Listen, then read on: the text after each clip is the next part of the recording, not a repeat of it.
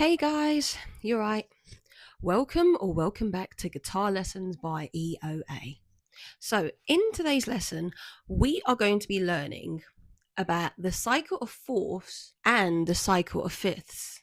Now, in most popular songs, chords of the dominant family are used in certain common patterns. One of the key in understanding these patterns is what is known as the cycle of fourths and the cycle of fifths. Now, the reason for these two different names is because when you go clockwise, each note is a fifth higher, and by going anti-clockwise, each note is a fourth higher.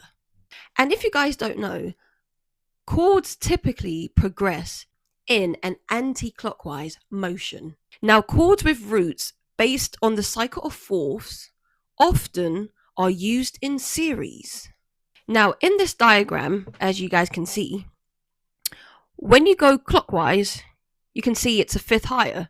So it goes C, G, and then D, so on and so forth. And then when you go anti-clockwise, it goes a fourth higher. So it goes C, F, and then it goes B flat.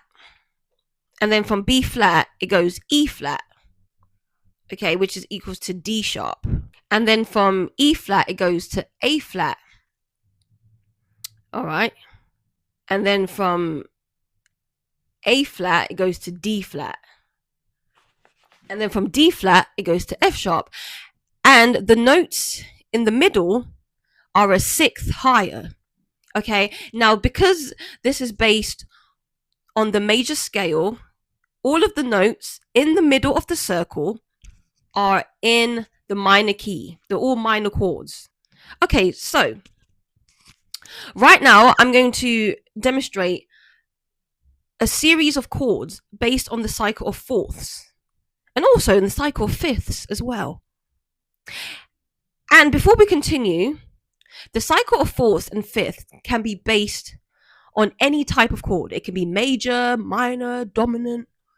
It doesn't matter. Because the cycle of fourths is not about the type of chord, but it is the intervals. You know, it's about the cycle, the motion. It's about, okay, how many notes is this higher than the previous note? Which is highly important in chord progressions, because chord progression creates a series of chords, which then leads into the home chord, which leads into a resolution, as we mentioned in our previous lesson. I think it was about 2 or 3 videos back. And the cycle of fourths and fifths are highly used in the dominant family, the C minor 7, D7. These seventh chords are highly used in the cycle. Okay, moving on. Okay, so this is an example of the cycle of fourths, and this will be in the key of C.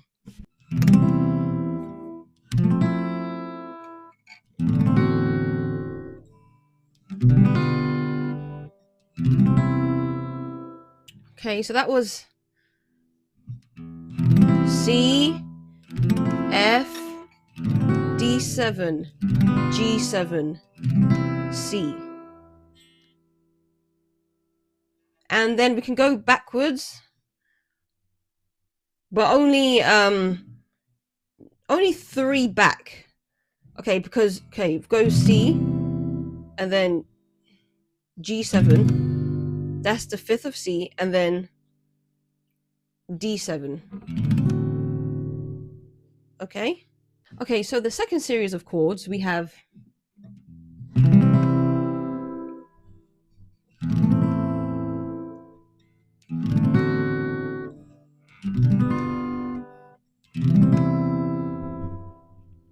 okay, so we're typically focusing on the chords in the parentheses. All right? So we have A, and then D7, the 4th of A, then we have G7. Okay, and then we have, and then the parentheses, E7, A7, D7,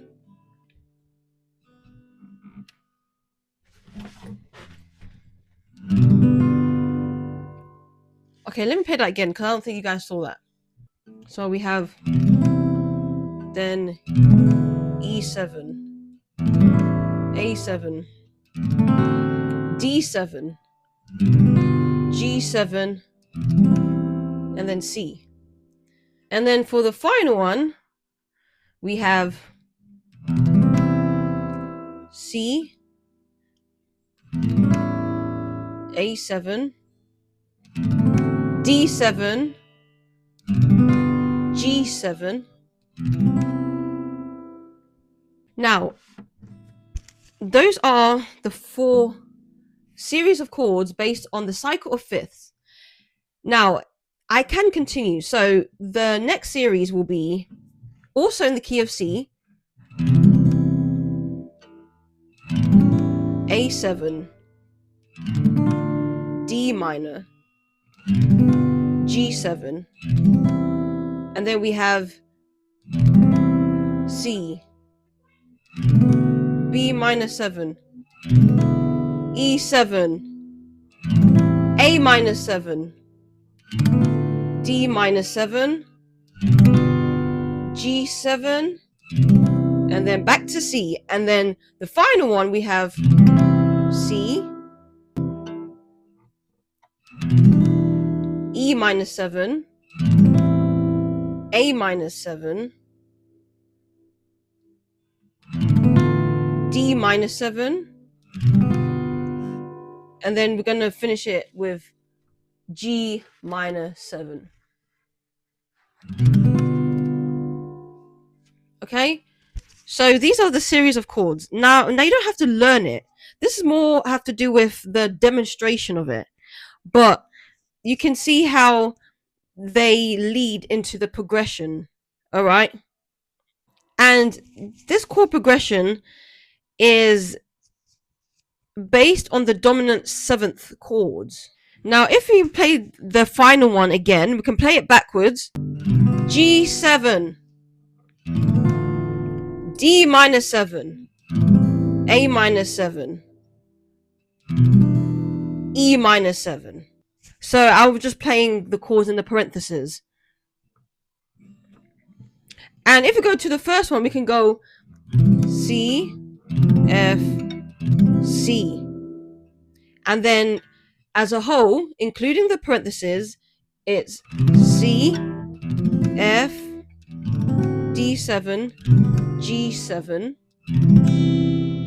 Again, C, F, D7, G7, and then, C. And that's the first series as a whole. That's the complete version of it.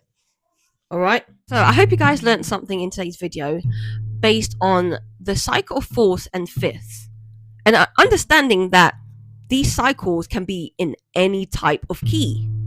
All right. So these are important for chord relationships, chord progressions, understanding how they relate to scales as well. So there's going to be more on this to follow. So stay tuned for part 2. Now, we don't know if it's going to be the next subsequent video, but there's going to be more of this to follow somewhere in the future. Guitar Lessons by E.O.A. Stay tuned for more.